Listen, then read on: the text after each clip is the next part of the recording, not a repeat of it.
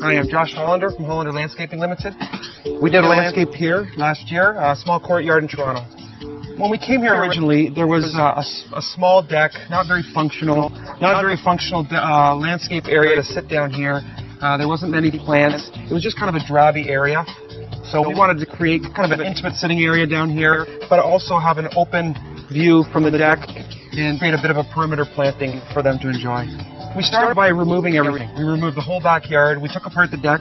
We kind of prepared the base for all the stonework here. So that was the first thing we did. We used a product that was kind of a tumbled stone, so it gave it a bit of a rustic feel. And then we blasted with plants just to soften up all the stonework. We tried to get some height by putting in some large trees along the back for some privacy. They're pyramidal trees. They're called European hornbeams. They're very low maintenance. The second row of plants going in front of them, we put in hydrangea shrubs, and they're very low maintenance. They only go to 4 feet. They flower. You cut them back at the end of the year. They come back the following season. When we came here, along the back, there was already some ivy growing, so we thought it would be a good idea to introduce some more screening, and we planted some more ivy just to kind of fill up the back of the fence. On both sides, to kind of complement each side and get some height, we put in some custom ripped cedar screens, and then we covered them with clematis, which is a flowering vine.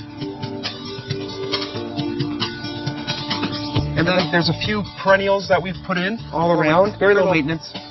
After the stonework was done, we thought we'd kind of complement each corner and try to keep it very symmetrical. So we did a boxwood hedge in a square planter here, and inside here we have a PG hydrangea tree. The flowers kind of hang down, drape over. Flowers late in the season, so it's a nice accent to the gardens.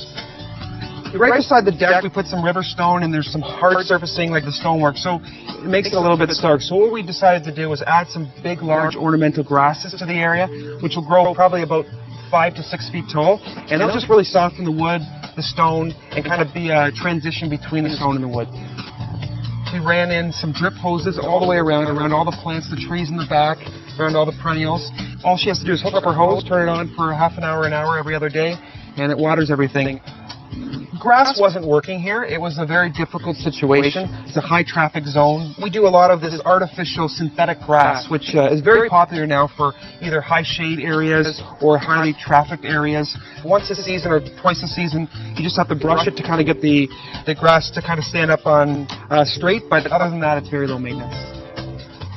Last season, we did all the stonework and all the planting. This season, we came back to do the landscape lighting on the property. It's actually a good thing to do it after kind of the plants have filled in a little bit, because then you can kind of see where exactly you have to light up. So on the trellises here, we installed lights to downlight the clematis that are growing up, the ripped lattice. And then in these garden beds, these 4 little square garden beds, we put in little uplights for these smaller trees. So they're smaller to keep it in scale with the landscape.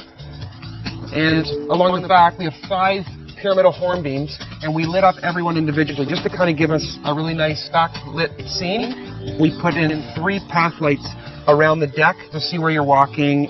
I find landscape lighting to be very important. At night, there's a complete different dynamic. It's more about texture and feel at night. It's creating a setting. And a lot of people, working during the day, when you come home and it gets dark, you want to sit outside. It creates just a nice setting for you. This space, I would describe it as a smaller space, but it's very well thought out. I think there's a good balance between plant life and functional sitting area.